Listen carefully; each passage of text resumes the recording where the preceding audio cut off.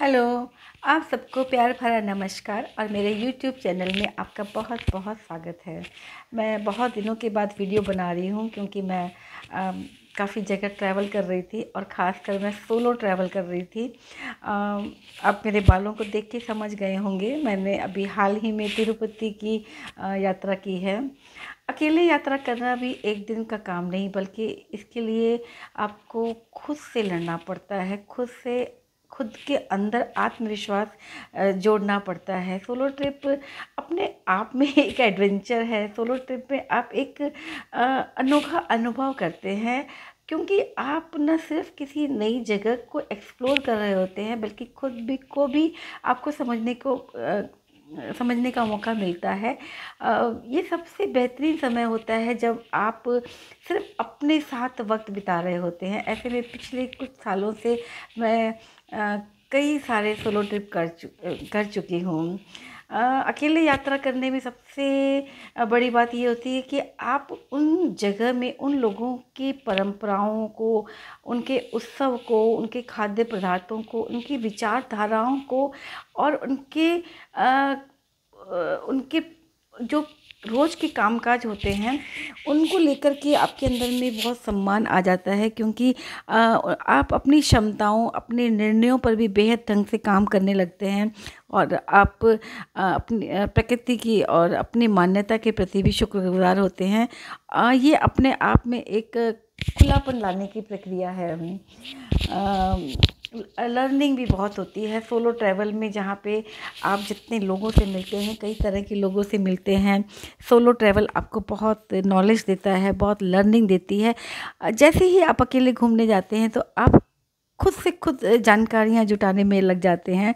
आप taxi driver से लेके होटल के मैनेजर तक, वेटर से और स्थानीय लोगों से किसी न किसी रूप में आप जुड़ते हैं, उनसे बातें करते हैं और इससे आपको नई नई जानकारियाँ मिलती है। इसमें बहुत सारी संभावनाएं होती हैं, संभावनाओं से भरपूर है ये सोलो ट्रैवल करना। क्योंकि इसमें क्या होता है कि आप खुद पहले से कुछ भी तय नहीं करते हैं, बस निकल पड़ते हैं मंजिल की ओर। इसमें आप लोगों की मदद लेते हैं, लोगों से कई तरह के क्वेश्चंस पूछते हैं, जानकारी उपलब्ध करते हैं और जितने लोगों के आप संपर्क में आते हैं, आपको उन लोगों के प्रति एक जुड़ाव सा महसूस होता है। परिस्थितियों का सामना करने का भी आपके अंदर में एक जोश आ जाता है। कभी कभी कई तरह की सिचुएशंस आ जाती है, तो सोलो ट्रैवल करने से आप उनका सामना करना सीख जाते हैं। आपके मूड में भी बहुत चेंज हो जाता है जब आप सोलो ट्रैवल कर रहे होते हैं, तो आप अपने मूड में एक नया चेंज पाते हैं। परंपराओं, संस्कृति, वहाँ का परिवेश के बारे में आपको जानने का मौका मिलता है और आप उनका हिस्सा बनने की कोशिश करते हैं और नेगेटिविटी से आप बहुत दूर हो जाते हैं। क्योंकि आप जब अकेले यात्रा करते हैं तो उन जितनी भी आपकी पहले की मान्यता है और रूढ़िवाद विचार है कि औरतों को अकेले नहीं निकलना चाहिए, असुरक्षा की भावना घर कर जाती होगी, लेकिन जब आप सोलो ट्रैवल करते हैं तो आप इन सब चीज़ों पर विजय पा लेते हैं।